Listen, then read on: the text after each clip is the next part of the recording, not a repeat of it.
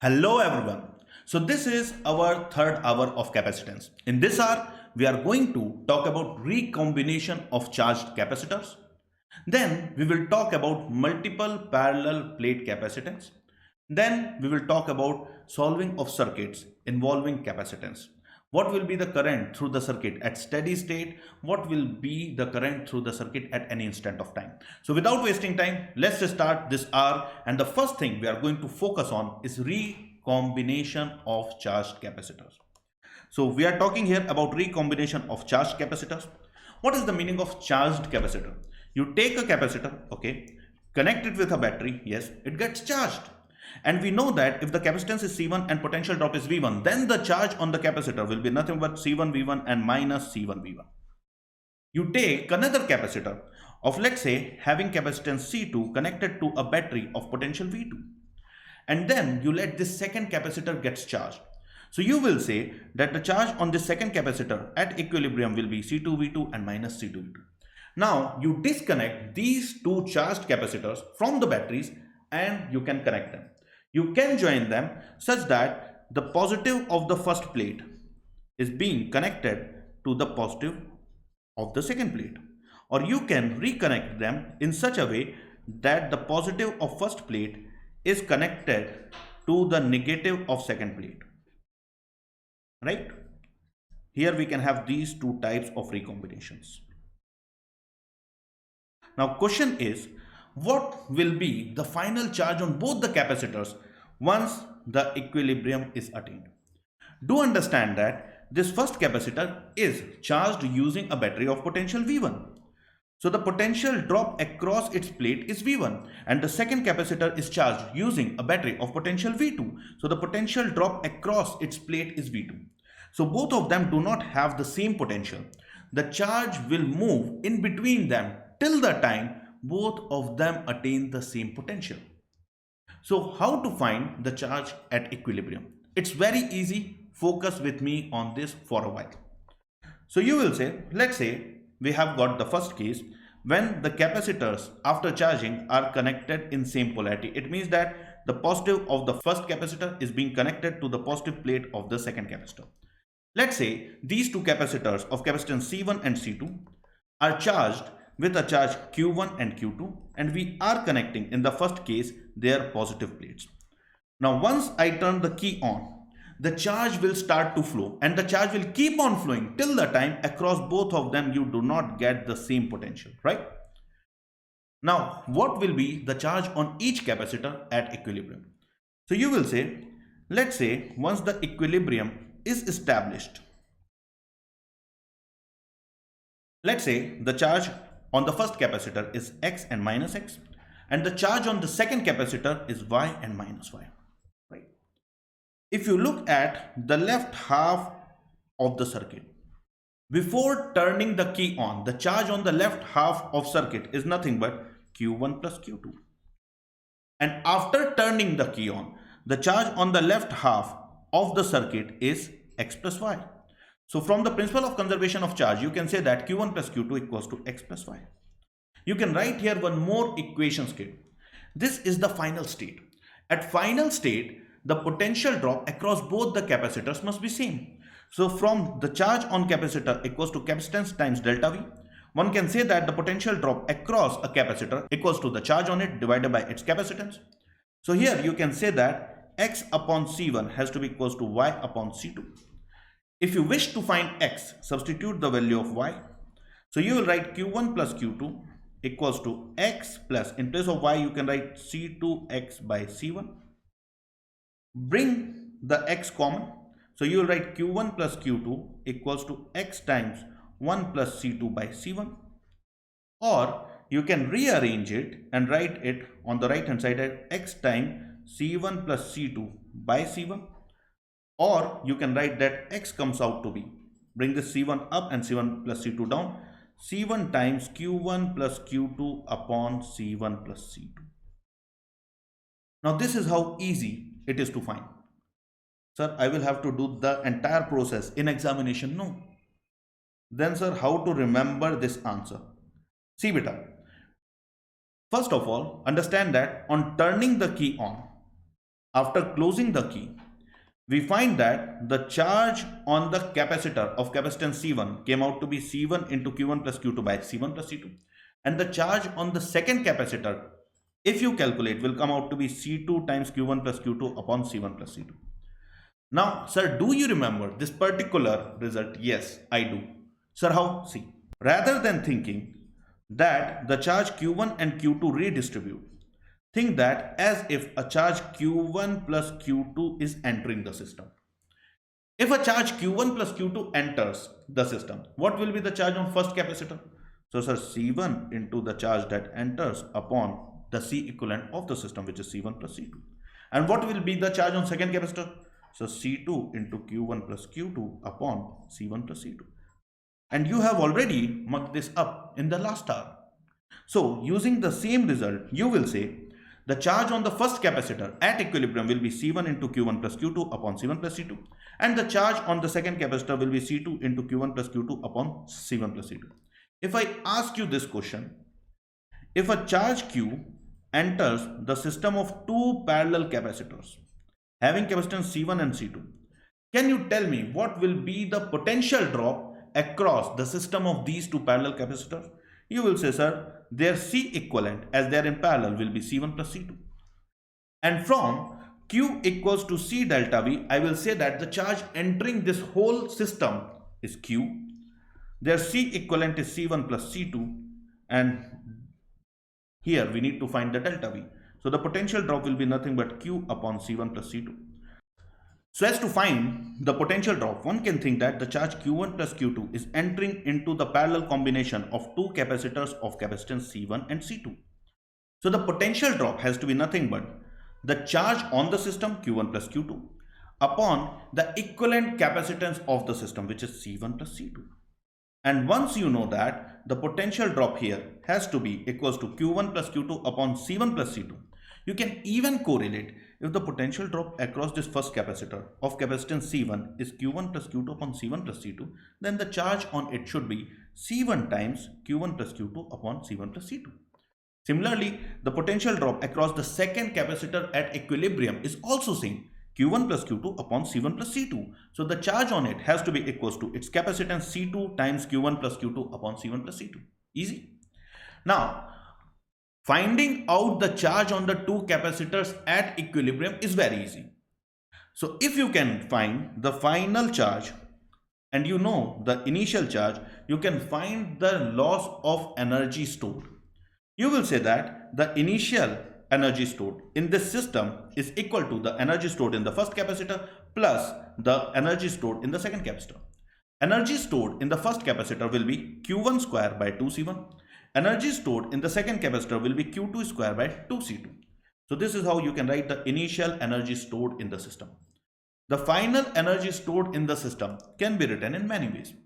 Once you know that at equilibrium the capacitance of system equivalent is C1 plus C2 and the potential drop across the system is Q1 plus Q2 upon C1 plus C2, you can write the final energy as half into the equivalent capacitance of the system C1 plus C2 into the potential drop across the parallel combination whole square, or you can write it as half into C1 plus C2 into the potential drop, which is Q1 plus Q2 upon C1 plus C2 whole square, or my personal favorite, think of this whole system as a system in which a charge entering is Q1 plus Q2 and you have got two capacitance C1 and C2 in parallel.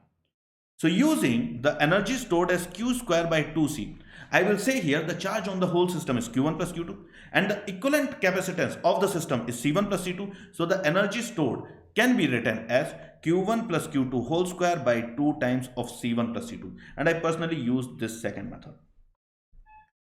Now, if you are in doubt that, sir, I haven't understood it, do not worry. Now I will talk about the case of reverse polarity and then I will show you doing some questions how easy this is. So let's move on to the next case when the two capacitors after charging are connected in reverse polarity. This means that the positive plate of the first capacitor is connected to the negative plate of second capacitor. Now telling what is the charge on each capacitor at equilibrium, what is the potential drop across both the capacitors is quite easy. All you have to do is Think that you have got a system of two parallel capacitors C1 and C2. And as if a charge this time Q1 minus Q2 is entering the system. So you will say that the potential drop across this combination will be nothing but the charge entering the system upon capacitance of the system. So the potential drop in this case will be Q1 minus Q2 upon C1 plus C2. The charge on the first capacitor will be C1 into Q1 minus Q2 upon C1 plus C2. And the charge on second capacitor will be C2 into Q1 minus Q2 upon C1 plus C2. This is how easy it is. So think that as if you have a system in which a charge Q1 minus Q2 is entering, and the parallel combination has got capacitance C1 plus C2. So the potential drop will be nothing but charge on the system upon capacitance of the system, that is Q1 minus Q2 upon C1 plus C2. Now you can write the charge on the first capacitor to be nothing but its capacitance times the potential drop across it. So that is C1 into delta V, and delta V is nothing but Q1 minus Q2 upon C1 plus C2. So the charge on first capacitor at equilibrium comes out to be C1 into Q1 minus Q2 upon C1 plus C2, and the charge on the second capacitor comes out to be C2 into Q1 minus Q2 upon C1 plus C2. So easy. Again, you will say that the initial energy stored in the system is equal to energy stored in the first capacitor plus energy stored in the second capacitor. Energy stored in the first capacitor is Q1 square by 2C1. Energy stored in the second capacitor is Q2 square by 2C2. So initially the total energy stored in the system is Q1 square by 2C1 plus Q2 square by 2C2. So easy. What will be the final energy stored in the system? So sir, think of this system to be equivalent of two capacitance C1 and C2 connected in parallel, into which you are supplying a charge of Q1 minus Q2. So the energy stored has to be equal to the net charge on the system Q1 minus Q2 whole square upon 2 times the capacitance of the system, which is C1 plus C2. So you can say that the final energy stored equals to half into capacitance of system equivalent C1 plus C2 into the potential drop across them Q1 minus Q2 upon C1 plus C2 whole square, or it's better to write it as the charge on the system Q1 minus Q2 whole square upon 2 times of C1 plus C2. So you can use half CV square or you can use Q square by 2C, which one you like. If they ask you what is the energy loss, so once you know the initial energy and you know the final energy, their difference will tell you what is the energy loss. Easy. Now let's practice some questions based on this. So let's say you have got this case. You have got one capacitor of 2 farad charged with a charge of 16 coulomb, and you have got second capacitor of 4 farad charged with a charge of 8 coulomb. Now as you can see in this case, the positive plate of the first capacitor is being connected to the positive plate of the second capacitor. Question is, find the final charge on both the capacitors once the key is closed. Now these type of questions do not take more than 10 seconds to answer. You will say that, bhai, I won't think that these two have got charge of 16 and 8.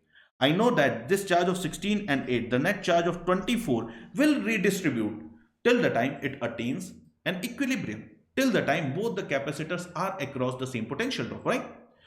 So I will rather think that as if a charge of 24 coulomb enters into the system of two capacitor of 2 farad and 4 farad in parallel. And I know how to distribute this charge. If a charge Q enters into the parallel combination of two capacitors of capacitance C1 and C2, I know that the charge on first capacitor comes out to be C1Q by C1 plus C2, and the charge on second capacitor comes out to be C2Q by C1 plus C2, right? So using the same argument, I will say that the charge on 2 farad will be equals to C1 2 into Q 24 upon C1 plus C2, which is 6.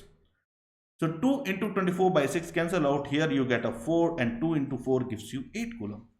So the charge on the first capacitor of 2 farad will be 8 coulomb.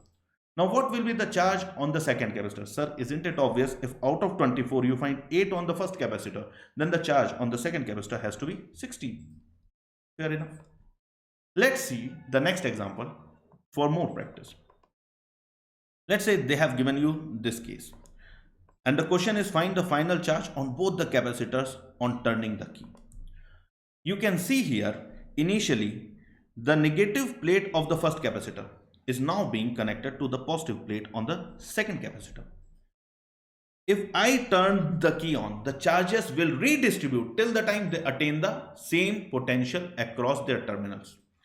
So you will say that if I look only in the left half, the net charge is plus 36 minus 16. The net charge is 20 coulomb. So this charge of 20 coulomb will redistribute itself till the time both of them attain the same potential drop. This is as good as you have got two capacitors of 8 farad and 2 farad in parallel, in which you are putting in a charge of 20 coulomb and the charge gets distributed between the two capacitors. So think of this as the system in which 20 coulomb of charge is entering. Now you know how to redistribute the charge. The charge on 8 farad will be 20 into 8 upon 8 plus 2, that will be 20 into 8 upon 10, and 20 into 8 upon 10 gives you 16. And the charge on the 2 farad has to be 20 into 2, the charge into the second capacitance, upon the C equivalent, that will be 8 plus 2. So what you get here is 40 upon 10, that will be equals to 4. And isn't this obvious? Out of the 20 entering, if 16 goes in the first one, on the second one, the charge has to be 4. You do not need to do the calculation every time. So you will say the charge on the first capacitor will be 16, the charge on the second capacitor will be 4. They might not ask you that what is the final charge on both the capacitors. They might ask you what is the energy loss. So you will write the initial energy of the system.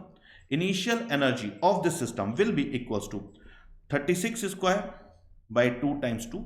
This is the energy stored in the first capacitor, plus 16 square upon 2 times 8. This is the energy stored in the second capacitor. So this is how you write the initial energy of the system. To write the final energy of the system, you will think that a charge of 20 is entering into the parallel combination of 8 and 2. So you will think that a charge of 20 is entering into a system of capacitance of 10 farad. So the final energy stored will be 20 square upon 2 times of 10. Once you know the initial energy and you know the final energy, their difference will give you the loss of energy.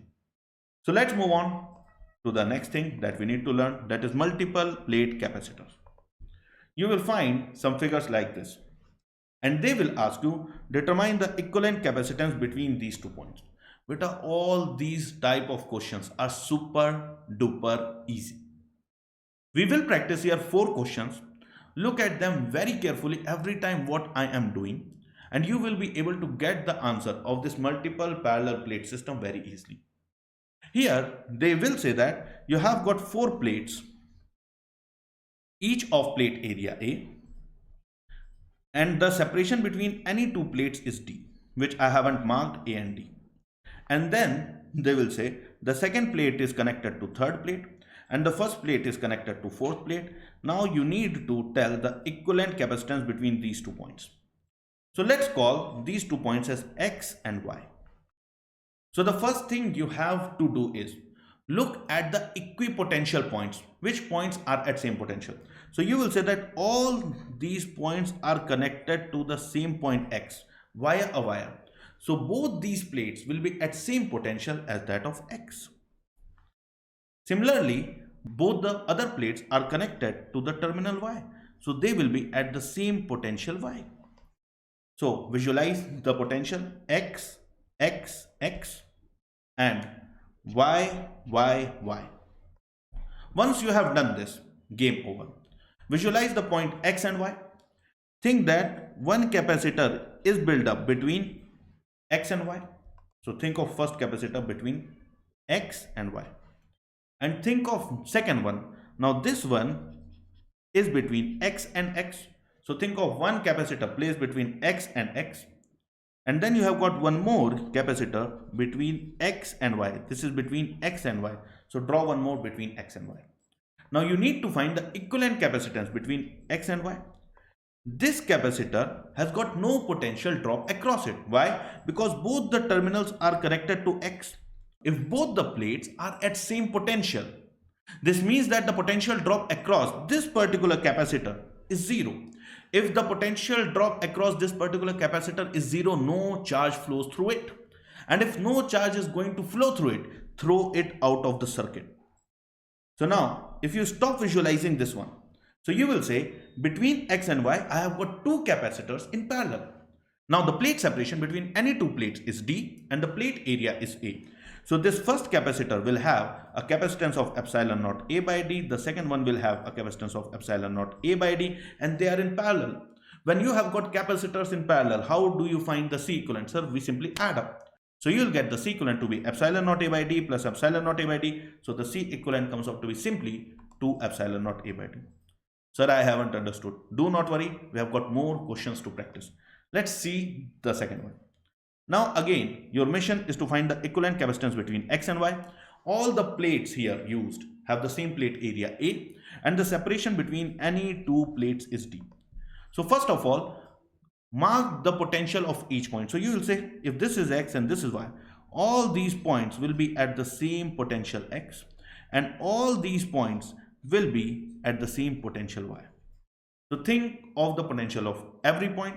So here all these points will be at the same potential X, and then think of Y, all these points will be at the same potential Y. If you start visualizing the parallel plate capacitors between X and Y, this first capacitor form is between X and Y. The second capacitor form is again between X and Y. This third capacitor form is again between X and Y.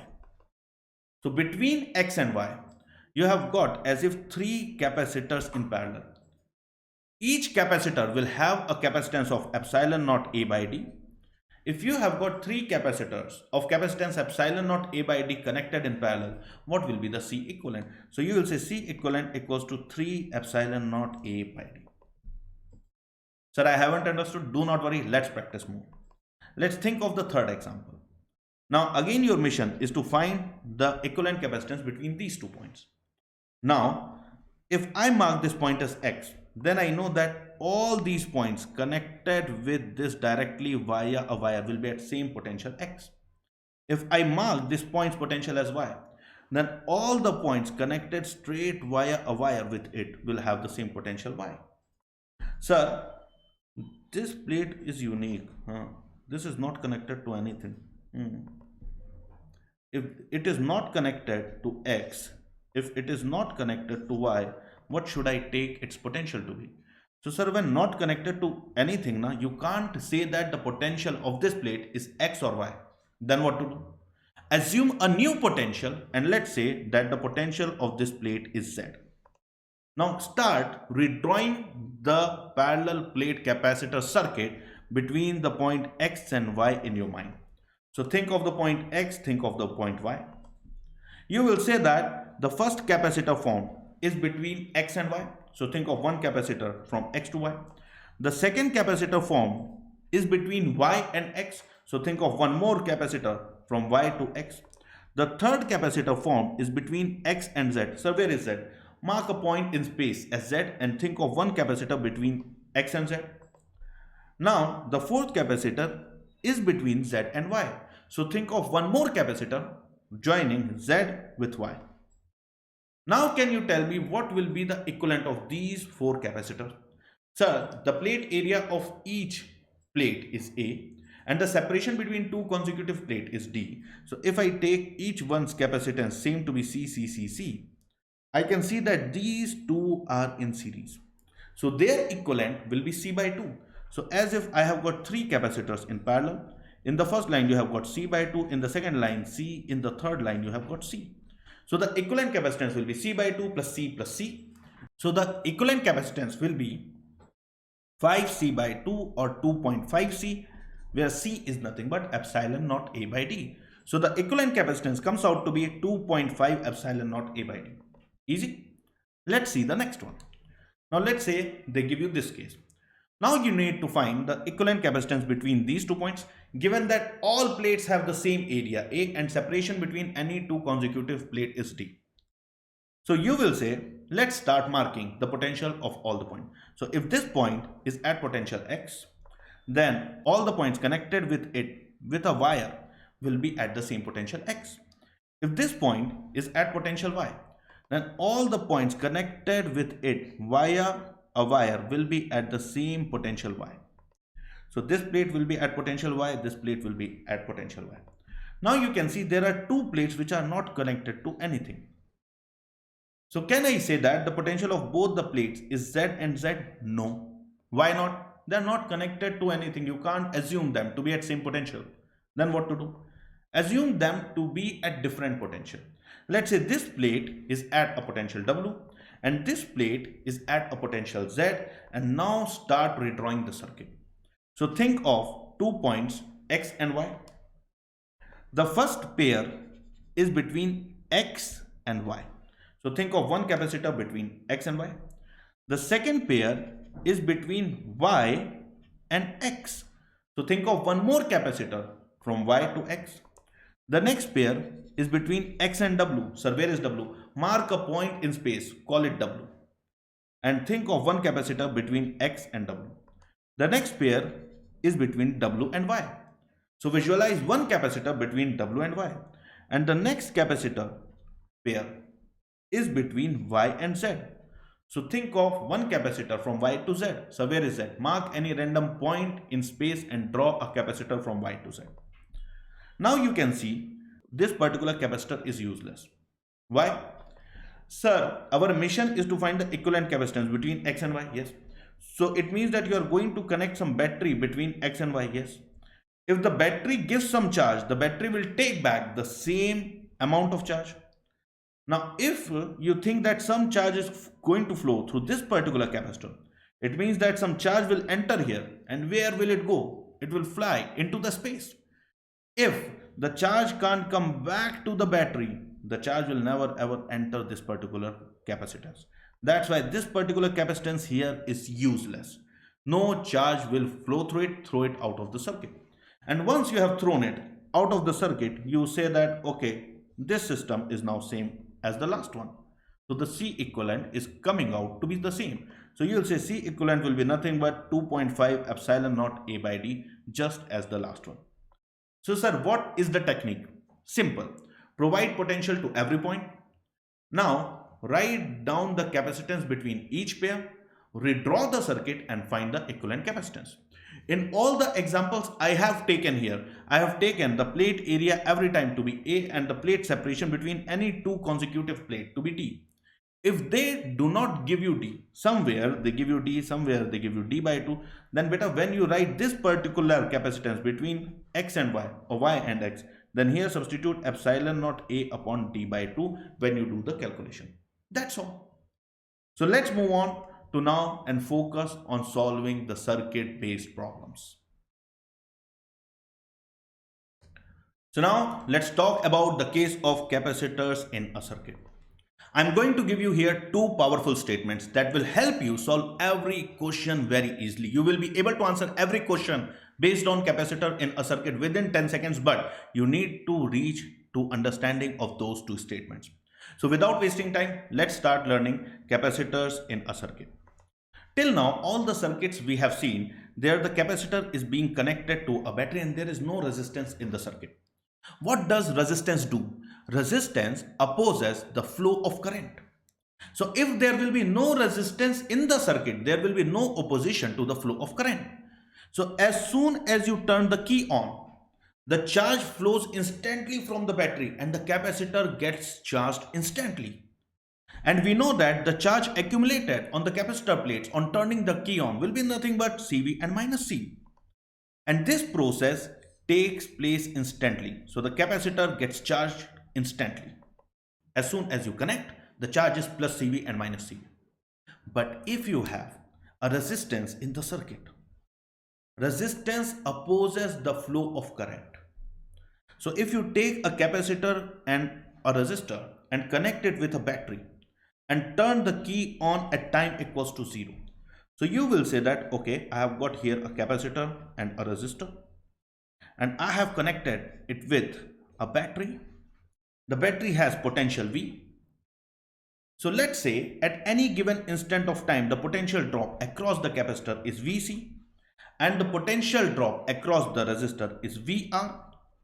So I can say that the potential drop across the series combination of capacitor and resistor has to be same as the potential drop across the battery. So I can say that the potential difference created by the battery equals to the potential drop across the capacitor plus potential drop across the resistor. Initially, there is no charge on capacitor. So initially at time equals to 0, exactly at that instant, you will say that the potential drop across the capacitor is 0. So the potential drop created by the battery will be equals to the potential drop across the resistance. Since the potential drop created by the battery equals to potential drop across the resistance, and we know that potential drop across the resistance is nothing but the current flowing through it multiplied by resistance. So initially some current will flow in the circuit. Now the problem starts.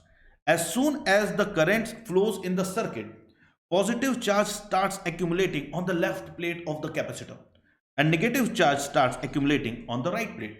Because of the dharma of the battery, whatever current is given, whatever charge is flown by the battery takes back the same amount of charge.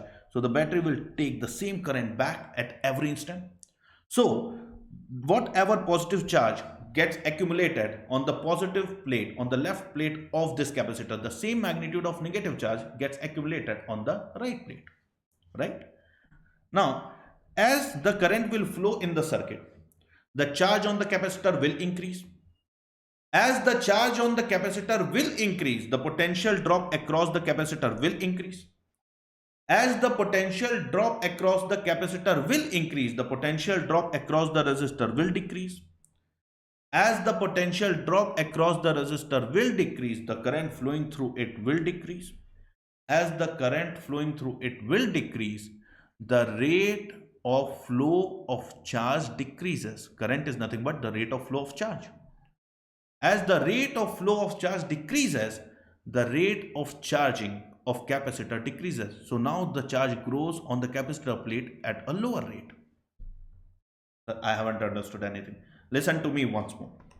You take a capacitor, yes. You take a resistor, yes. You connect it with a battery. Let's say this battery creates a potential drop V. Let's say at any given instant of time, the potential drop across the capacitor is Vc, the potential drop across the resistor is Vr. You can say that the potential drop across capacitor plus potential drop across resistor equals to nothing but the potential drop created by the battery. So V equals to Vc plus Vr. Since initially there is no charge on the capacitor, and we know that the potential drop across the capacitor is given by the charge on it upon its capacitance. Since initially there is no charge on the capacitor, there will be no potential drop across the capacitor. So the entire potential drop will be across the resistor. Since we know that the potential drop across the resistor equals to the current flowing through it multiplied by the resistance, we know that some current will flow through the circuit. Now, whatever amount of current is passed by the battery takes back the same amount of current. Due to the flow of this current, the capacitor plates will get charged. So the charge on the plate will start to increase. As the charge on the plate starts to increase, the potential drop across the capacitor starts to increase. If the potential drop across the capacitor starts to increase, the potential drop across the resistor should decrease because their sum has to be constant, equal to the potential of the battery.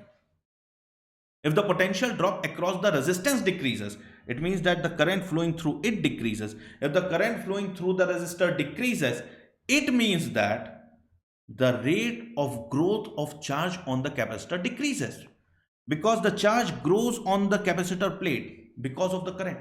So as the current in the circuit decreases, the rate of growth of charge on the capacitor decreases. And that's the basic idea. Now think that at any time t, you have got the capacitor, the charge on the capacitor is, let's say, Q, and the current in the circuit is I. So you will say that the potential drop created by the battery has to be equal to the potential drop across the capacitor plus potential drop across the resistor. The potential drop across the capacitor at the instant when it has a charge Q will be Q by C, and the potential drop across the resistor if a current I flows through it will be IR. So you will say that the potential drop created by the battery equals to Q by C plus IR. Okay. Now what will happen at time equals to infinity after a long time? So sir, after a long time, we say that the system attains steady state. What is the meaning of steady state? Steady state means now nothing changes with time. If nothing changes with time, it means that the charge on the capacitor plate becomes constant. If the charge on the capacitor plate becomes constant, it means that no current flows through the line carrying the capacitor. Because if some current flows through the line carrying the capacitor, either the charge on the capacitor plate will increase or it will decrease. But if I tell you that the charge on the capacitor plate becomes constant, it means that no current flows through the line carrying the capacitor. So remember that at time equals to infinity, once the system has attained steady state, the charge on the capacitor plates is constant, and for the charge on the capacitor plates to be constant, no current should flow through the line carrying the capacitor. This is an important statement. So here comes our statement that at steady state, the potential drop across the capacitor will be equal to the potential of the battery, and the potential drop across the resistor has to be zero. Sir, why are you saying? Because I have just said that at steady state, no current flows through the line carrying the capacitor. If no current flows through the line carrying the capacitor, this means that the current through this resistor is also zero. If the current through the resistor is zero, so think that the potential drop provided by the battery equals to potential drop across capacitor plus potential drop across resistor. At steady state, no current flows through the line carrying the capacitor, so there is no current in the circuit, so potential drop across resistance is zero. So the entire potential drop V takes place across the capacitor. So potential drop across the capacitor equals to V, and the potential drop across the resistance is zero. So now here are the two statements that you need to remember. The first statement, at steady state, no current flows through the line carrying the capacitor. Once more, at steady state, no current flows through the line carrying the capacitor. Why? Because if some current flows through the line carrying the capacitor, then either the charge on the capacitor plate will increase or it will decrease. It can't remain constant. But we know that steady state is the state where the charge becomes constant. So remember that at steady state, no current flows through the line carrying the capacitor. The second important statement that you should know is, to find the current at any instant, consider the capacitor as a battery. What? To find the current at any instant, consider the capacitor as a battery. Sir, I did not get this second one. Let's understand the second one with an example. So let's practice out this question. The question is, here we have got a battery of 6 volt, a capacitor of 2 farad. The charge on the capacitor right now is 4 coulomb and minus 4 coulomb. And here we have got two resistances of 2 ohm and 2 ohm. Question is, find the current in circuit just after turning the key on. So if you turn the key on, what will be the current in the circuit? What does the second statement tells us? It says that to find the current in the circuit at any instant, treat the capacitor like a battery. So sir, can I treat the capacitor like a battery at this instant? Yes. Of how much volt? So sir, see, we know that Q equals to C delta V. So the potential drop across the capacitor plate equals to Q by C. The charge on this capacitor is 4 and its capacitance is 2. So you will say that the potential drop across the capacitor plate is 2 volt. So rather than thinking of having a capacitor of 2 farad with the charge of 4 coulomb, think that as if you have a battery of 2 volt to find the current at this instant. Sir, why are you saying to find the current at this instant? Because as the current flows, the charge on the capacitor plate will change, the potential drop across it will change. This method can be used to determine the current in the circuit at any instant. So, how to find the current in the circuit at any instant? Replace the capacitor with a battery of same potential drop as against the capacitor. But when you do it, be cautious about the polarity of battery. Why I have taken this battery with the higher polarity on the left? Because sir, this capacitor has got positive plate on the left. That's why you have taken the battery as higher polarity on the left.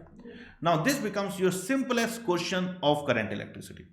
The 6 volt battery tries to drive the current clockwise. The 2 volt battery tries to drive the current anti-clockwise. Who wins? Definitely 6 volt wins. So the overall current in the circuit has to be nothing but 6 minus 2. the net EMF upon the total resistance. As the same current flows through these two 2 ohm resistances, they are in series. So the R equivalent of circuit will be 4. So you get 6 minus 2 upon 2 plus 2. So that gives you 4 pi 4. That is 1 ampere. Easy. Let's practice one more question.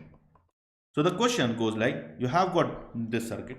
You have got a battery of 6 volt. You have got a capacitor with right now at this instant it has got a charge of 4 coulomb minus 4 coulomb, and there is a capacitor of 2 farad and a resistor of 2 ohm. Question is, find the current in the circuit just after turning the key on and charge on the capacitor at steady state. So first of all, let's focus on find the current in the circuit just after turning the key on, the first part. So you will say, to find the current in the circuit at any instant, I am going to replace this capacitor with a battery.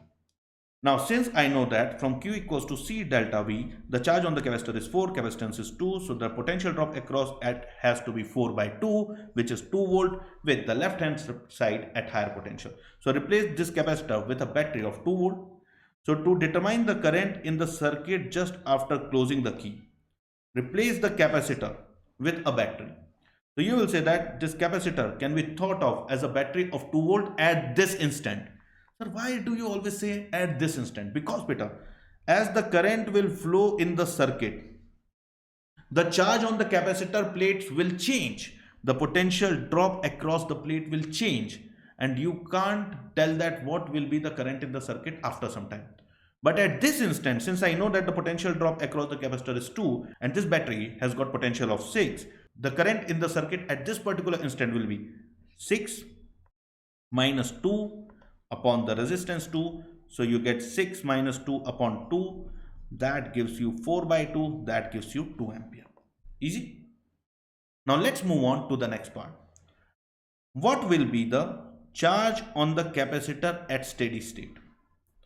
What is the meaning of steady state? Sir, steady state means after long time. So what is the meaning of steady state? Sir, nothing changes with time. So what happens when nothing changes with time? Sir, the charge on the capacitor remains constant. And for the charge on the capacitor to remain constant, no current should flow through the line carrying the capacitor. Now think of this circuit having a capacitor, having a resistor, having a battery, and I am saying that at steady state no current should flow through the line carrying the capacitor. So there is only one loop. If no current should flow through this capacitor, it means that no current should flow at all in this circuit. Yes, that's what I am saying. So sir, if no current should flow in this circuit, then I can say that there will be no potential drop across this resistance of 2 ohm, because the potential drop across a resistance is IR. If the current is 0, the potential drop across the resistance will be 0. Yes. So sir, this means that if I say that 6 is the potential drop across capacitor plus potential drop across resistor, you are telling me at steady state the potential drop across the resistor will be 0. So the entire potential drop of 6 volt will be across the capacitor. Yes. Okay. So you can say at time equals to infinity, at steady state, no current flows through the line carrying the capacitor. So no current flows in the circuit. So the potential drop across the resistance will be 0 as no current flows through the circuit. If the potential drop across the resistor is 0, it means that the entire potential drop of 6 volt is across the capacitor. So potential drop across the capacitor will be 6 volt. And once we know what is the potential drop across the capacitor at steady state, we can find out what is the charge on it. We know that Q equals to CV. So the charge on the capacitor has to be its capacitance times the potential drop across it under steady state. So the charge will be 12 coulomb. Let's see the next example to understand better. The next question goes like, determine the current in the circuit just after turning the key on and the final charge on the capacitor. So here initially you have got a capacitor which has got no charge on it. If the capacitor does not have any charge on it, what will be the potential drop across the plate of capacitor? So sir, Q equals to C delta V, the potential drop across the capacitor equals to Q by C. If the charge on the capacitor plate will be 0, it means that the potential drop across it will be 0. So there will be no potential drop across this capacitor. If there is no potential drop across the capacitor, so as to find the current at this instant, what should we do? So replace it with a battery of how much potential? 0. Why? Because the potential drop across the capacitor plate is 0. So when you replace this capacitor with a battery of 0 potential, it is as good as having nothing. So simply a wire. So you will say, just after turning the key on, replace the capacitor with a battery of potential drop across it, and the potential drop across this capacitor is 0. So you replace it with a battery of 0 potential, and having a battery of 0 potential drop across it is as good as having a wire. So the charge on capacitor is 0. So the potential drop across capacitor is 0. So replace the capacitor with a wire. Now you can find what will be the current in the circuit just after turning the key on. So the current in the circuit at this instant, just after turning the key on, will be EMF upon resistance. So that will be 12 by 2, which will be 6 ampere. But to understand, this is the current only at this instant. This is not the current after a long time. Why? Because sir, as the current will flow, the charge on the capacitor will increase. So the potential drop across the capacitor will increase. Then you can't replace it with a wire. Then you will have to place here a battery of certain potential, right? Now, second part, find the final charge on the capacitor. It means that once the system attains steady state. Once this system attains steady state, no current will flow through the line carrying the capacitor. As no current will flow through the line carrying the capacitor, no current will flow in the loop. When no current will flow in the loop, the potential drop across this resistance will be 0. It means that at steady state, the entire potential drop of 12 volt will be across the capacitor. If the entire potential drop of 12 volt will be across the capacitor, the charge on it has to be its capacitance times the potential drop, that will be 24 coulomb. So you will say at steady state, no current flows through the line carrying the capacitor. So visualize the circuit at steady state. We know that at steady state, the current has to be 0. Since the current has to be 0, the potential drop across the resistance will be 0. Now, think of potential from the basics. Let's say the potential of this point is x. Then the potential of this point also has to be x. As the current in the circuit is 0, the potential drop across the resistance will be 0. So the potential of this point also have to be x. And you know that or going from here, all these points will be at same potential x, but this point will be at potential x plus 12 because you are moving from the negative terminal of the battery to the positive terminal. So all these points will be at the same potential x plus 12. So think of the potential on the two sides of the capacitor. On the left hand side, x plus 12. On the right hand side, x. Hence the potential drop across the capacitor at steady state is 12 volt. So you will say that the potential drop across the capacitor at steady state is 12 volt. As there is no potential drop across the resistance, as the current in the circuit is 0. So we will say that the charge on the capacitor has to be equals to CV, capacitance is 2 and the potential drop is 12. So the charge has to be 24 coulomb. Easy? Now let's practice out more questions. The next example. Question is, determine the current at time equals to 0, time equals to infinity, and the charge on the capacitor when the current in the circuit is 2 ampere. So you will say that as time equals to 0, as there is no charge on the capacitor, the potential drop across the capacitor will be 0. As the potential drop across the capacitor will be 0, I will replace it with a battery of 0 potential drop across it. I will replace it with a wire. So you will say that at time equals to 0, I will replace the capacitor with a wire as it acts like a battery of 0 EMF. So the current in the circuit will be nothing but EMF divided by resistance. So the current in the circuit just after turning the key on has to be equals to 3 ampere. Now to understand, as the current of 3 ampere flows right now, the capacitor will get charged.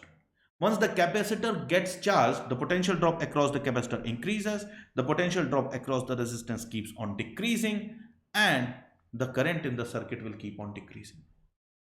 So now the next part, determine the current at time equals to infinity. So time equals to infinity means steady state.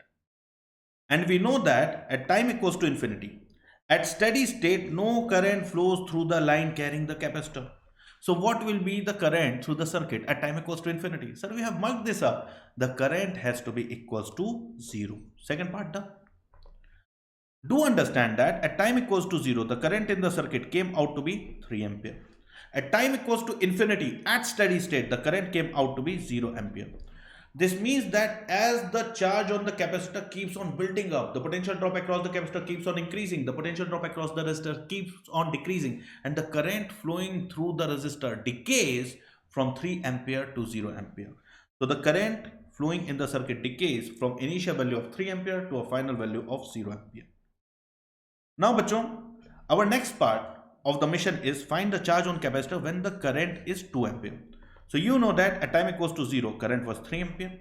At time equals to infinity, the current dropped to 0 ampere.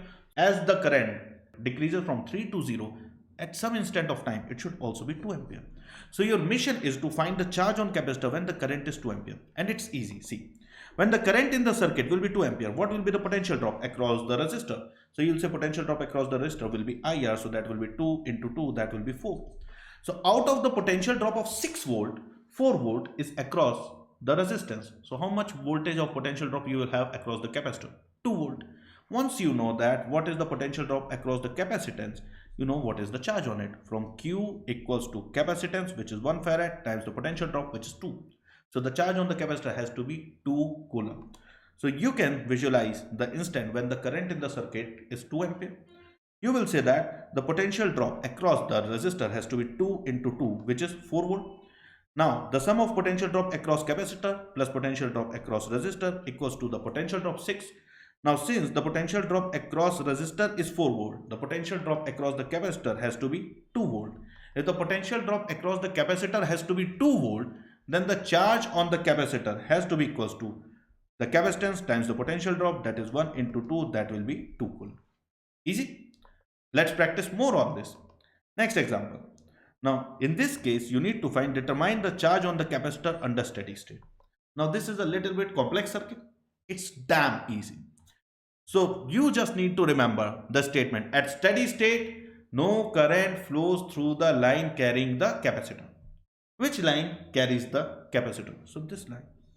So, under steady state, no current will flow through this line. And if no current is going to flow through this line, throw it out of the circuit. So revisualize the circuit without this central line. So you will say under steady state no current flows through the line carrying the capacitor. I hope by now you have marked up this line.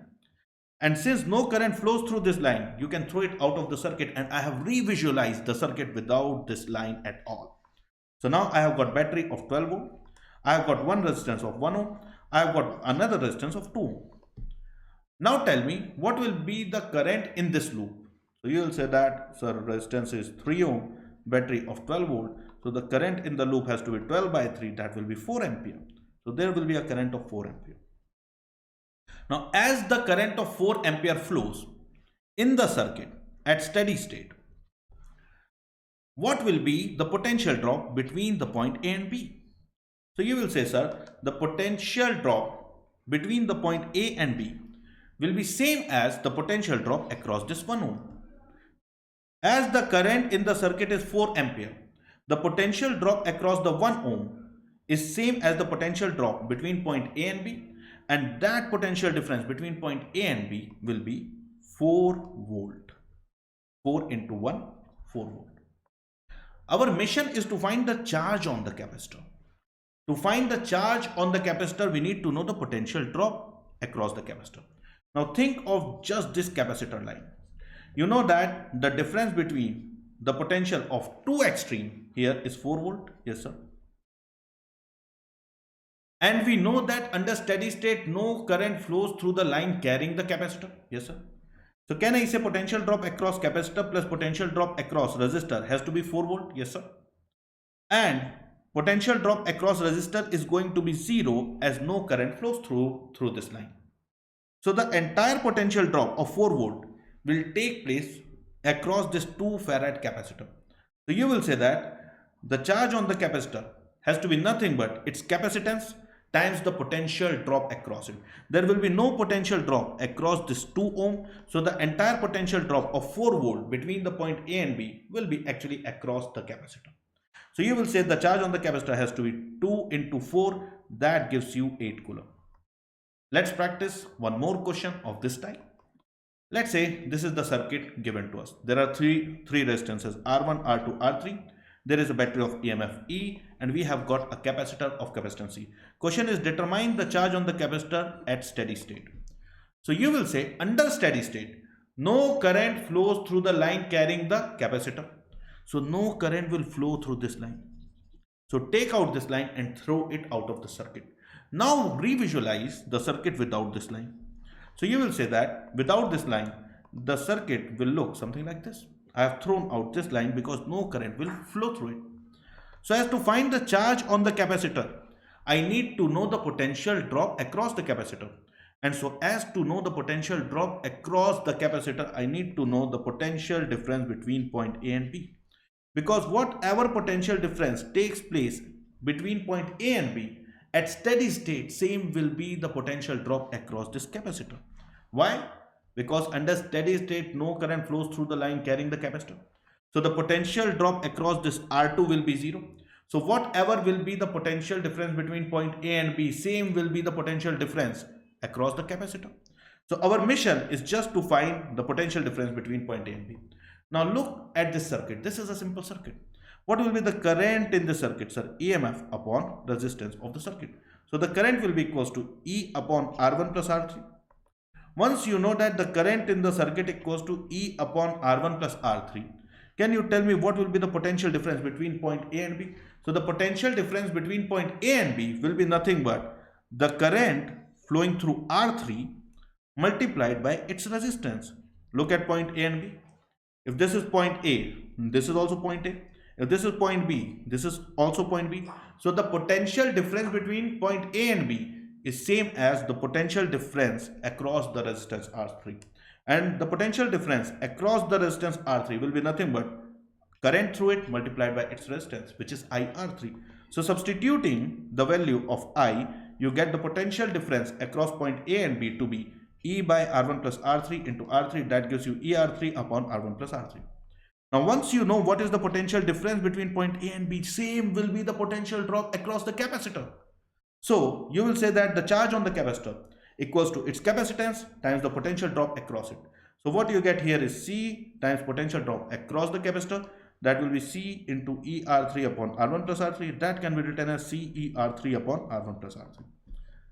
So that's all in this hour. I hope we have practiced sufficient number of questions for the capacitor placed in a circuit. See you guys in next hour, where we will start the topic of moving charges and magnetism. Bye bye. So that's all for now. See you guys in the next hour.